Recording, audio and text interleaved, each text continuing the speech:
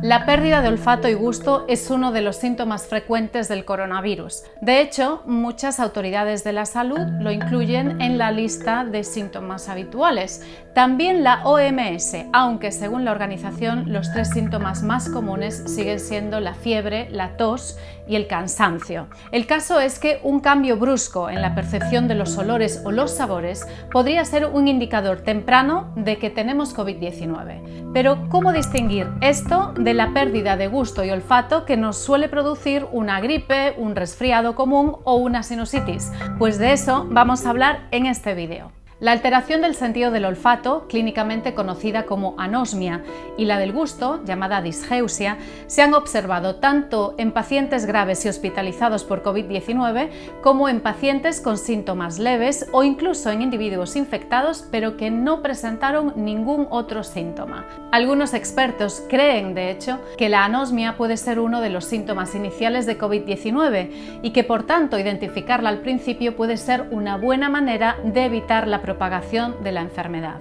En cuanto a las diferencias con la pérdida de olfato y gusto que suelen generar las infecciones respiratorias comunes, los investigadores europeos que estudiaron el tema dicen que son dos tipos de pérdida muy diferentes y que esencialmente la causada por el coronavirus tiende a ser más brusca y más grave. Muchos pacientes lo notan de una manera repentina porque no suele ir acompañada de la congestión nasal o el taponamiento que suele ocurrir cuando nos enfermamos de gripe o de catarro. De hecho, muchas personas con anosmia por coronavirus no tienen mocos y pueden respirar sin dificultades, o bien porque la anosmia empieza antes que otros síntomas o porque esos otros síntomas nunca se presentan. Por otro lado, la pérdida del sentido del gusto también puede ser más severa que en el caso de un resfriado y en algunos casos puede ser incluso total. Según un estudio reciente de la Universidad de East Anglia, en Inglaterra, algunos pacientes dijeron que ni siquiera podían distinguir entre lo amargo y lo dulce. ¿Y por qué ocurre esto? Pues todavía no se sabe con certeza,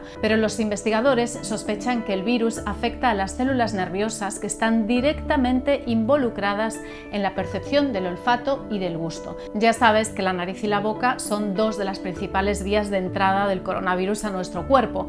Pues los científicos creen que el virus tiene una facilidad especial para colarse e infectar a esas células nerviosas especializadas de la nariz. Y lo mismo podría pasar con las células de la lengua, las papilas gustativas, donde están los receptores del sabor. Ahora, la buena noticia en todo esto es que en la gran mayoría de los casos esta pérdida del gusto y olfato causada por el coronavirus es reversible. Eso sí, es un síntoma persistente que puede durar varias semanas. Según un estudio reciente en Italia, el 48% de los pacientes de COVID-19 con pérdida de olfato o gusto lo habían recuperado totalmente a las 4 semanas.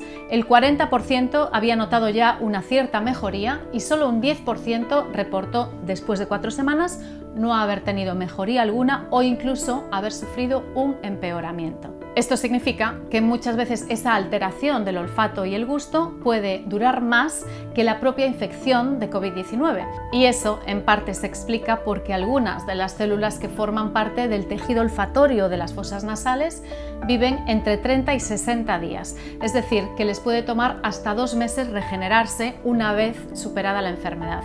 En cuanto a las células receptoras gustativas, se regeneran aproximadamente cada 2 semanas, así que es previsible que el gusto se recupere un poco antes que el olfato. Todavía hacen falta más estudios, pero algunos expertos están emocionados con la idea de que tal vez en el futuro la gente pueda hacer en casa pruebas de olfato y gusto con alimentos cotidianos como ajo, café, limones, sal o azúcar. Eso para poder identificar su anosmia y diferenciar entre un resfriado común o una gripe y el COVID-19.